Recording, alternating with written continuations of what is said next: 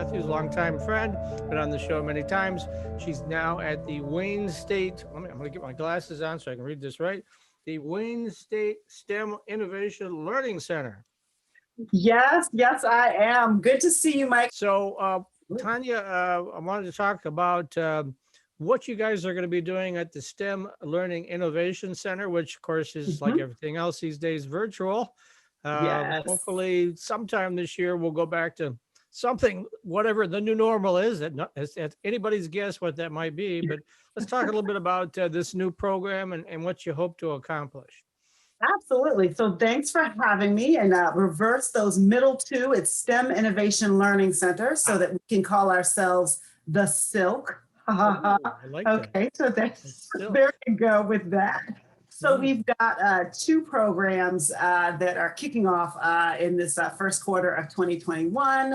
The world still spins.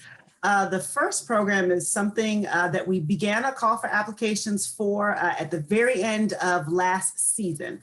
This is the STEM Entrepreneurial Excellence Program. We call it STEEP Detroit, because we believe it is the first of many that we will sort of have in cities across the way. So STEEP is designed to be a bit of a business incubator to help support, in particular, underrepresented women in STEM and STEM-enabled businesses, right?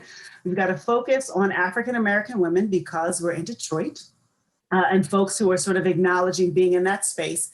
This is an incredible pilot. So everybody gets the STEM part these days. We talk enough about it. Your business is in tech or about tech or has a tech solution. Maybe it's even chemistry, biology, medicine.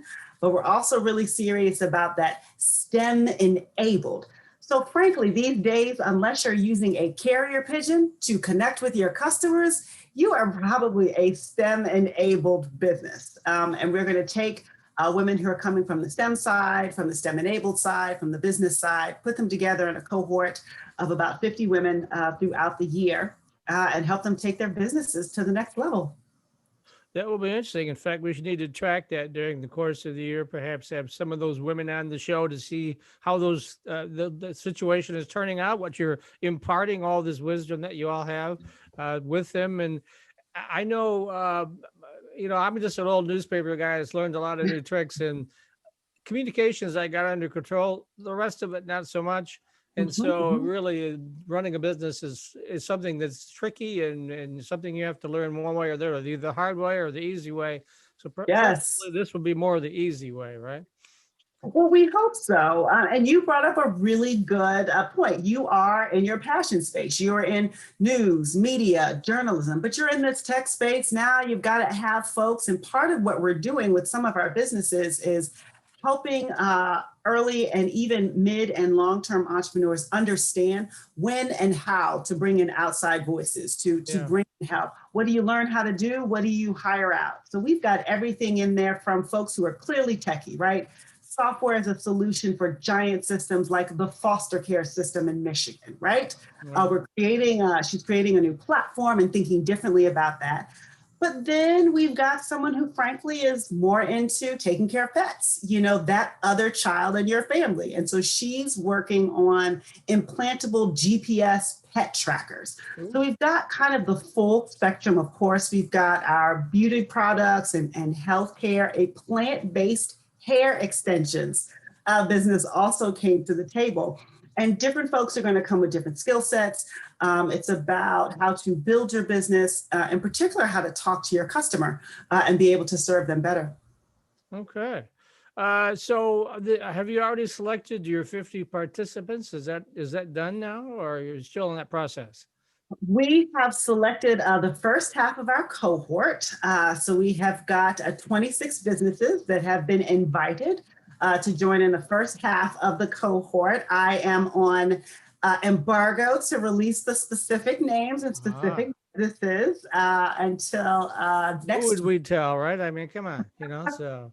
Exactly. It's just the internet. Nobody uses that. Yeah.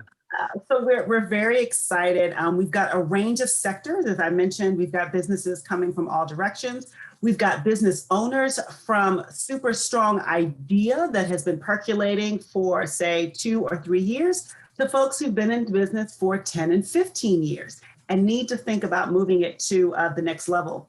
One of the particular challenges we have both with women, female women entrepreneurs in STEM, as well as underrepresented groups such as African Americans in STEM, is they don't necessarily see themselves as, say, a STEM entrepreneur or a business that is STEM or tech enabled. And so part of it is also about the self-actualization, understanding how to walk into a room, present in a room, pitch. When do you use non-disclosure? When do you not? When do you ask for extra capital? When you not? There's some cultural things when it comes to STEM and STEM-enabled businesses, as well as obviously, as we've had recent conversations, some very cultural things about coming from certain groups and marking your own path. So we're really excited to launch something like this at Wayne State University. Now, are invitations being extended, or is it still open if other folks would like to participate in the program? And if so, how would they do that? So if other folks would like to participate in the program, there will be a second cohort invited towards the end of first quarter, early spring. And for that, folks can go to stem-innovation.wayne.edu.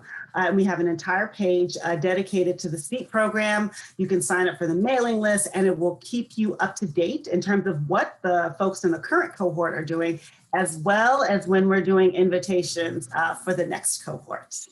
Now, I assume there's some kind of charge involved in this, or maybe my assumption's wrong. So is there a fee? Well, there is no fee actually to the participants. The program, the pilot program, is being funded initially by the National Science Foundation. So we're very excited about that. We are looking for additional partners so we can provide additional services as well as expand the cohorts. And there is a small stipend actually for accepted participants. So it's quite the opposite of actually having to pay to be in the program. Wow, that sounds great. Now, one of the things you did in your previous life was the Stepmenista program for young women. I don't know if you resurrected that at Wayne State, but are you thinking about it, or is that in the works, or what's going on with that? So it's interesting that you asked that because as I talked about this program, it has indeed reminded a lot of folks around the Stepmenista project and when we were working with that.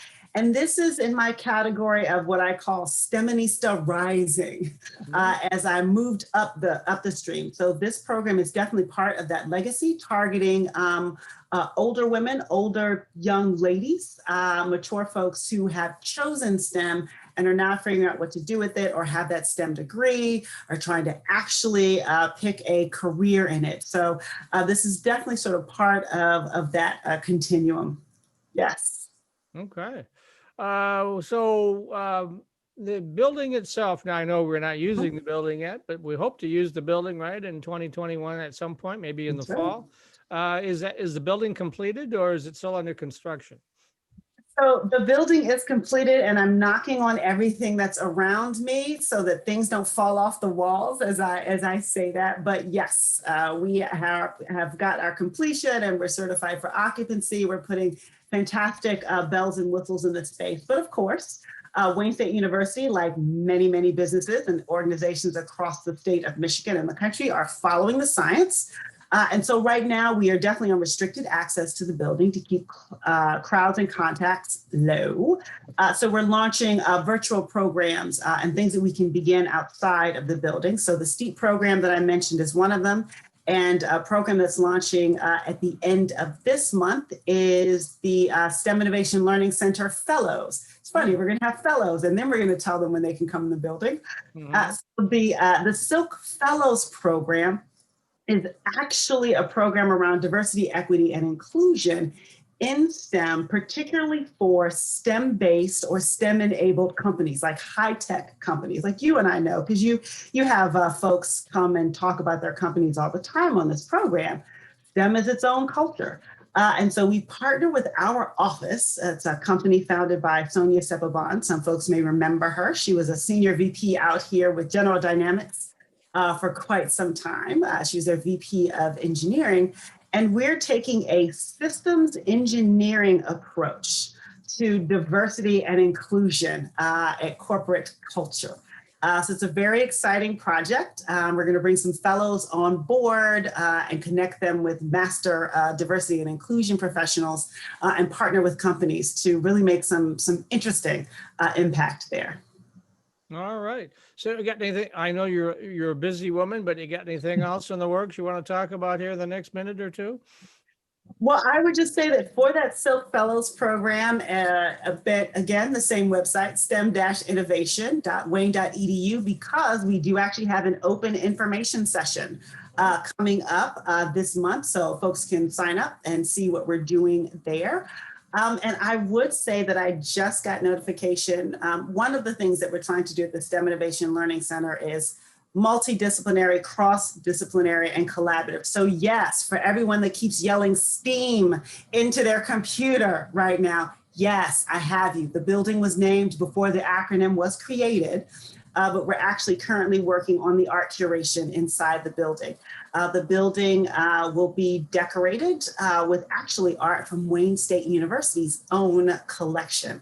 So we're in the process of actually installing that artwork actually across this month. One of the advantages actually of the building not being full use during this first quarter, that we'll get a chance to have all of that in there. So excited for folks to see the works that we've chosen that we think really talk about the STEM Innovation Learning Center, about Detroit, about Wayne State, about the future. I'm very excited about that. Now, if Matthew was here, he would tell you that the STEAM for LTU is architecture, because they have a big architectural program. Ooh, And nice. so, yes, that's their A. So I'll speak for him since he's not here. So we're in the final minute here. This is the shameless plug, although we've talked about it, the address and all that several times already. Why don't you give it one more time? You got everybody all lathered up. They want to find out more about this. How do they do that? Absolutely. Go to stem-innovation.wayne.edu. You can find out all the different things that are going on at the STEM Innovation Learning Center. You can also check out our 3D virtual tour of the building. That is also live on the site, so you can get near and dear. And I will note that the STEM Innovation Learning Center is now one of the hubs for Wayne State University's K-12 programming. So that's also a good way to check in on what your future engineer, computer scientist, biologist, medical professional, or patent lawyer might be up to in the near future, as well as the STEEP program and the Silk Fellows program. Additional four-year students love Lawrence Technological University's thriving campus life, but LTU has always met non-traditional students' needs too. Lawrence Tech offers over 100 degree and certificate programs that can get adult students started or back on track. And most of our classes are conveniently offered evenings at our beautiful Southfield campus or online, so you can balance your social, family, and work life even while you power up your career. Lawrence Tech, where Blue Devils dare.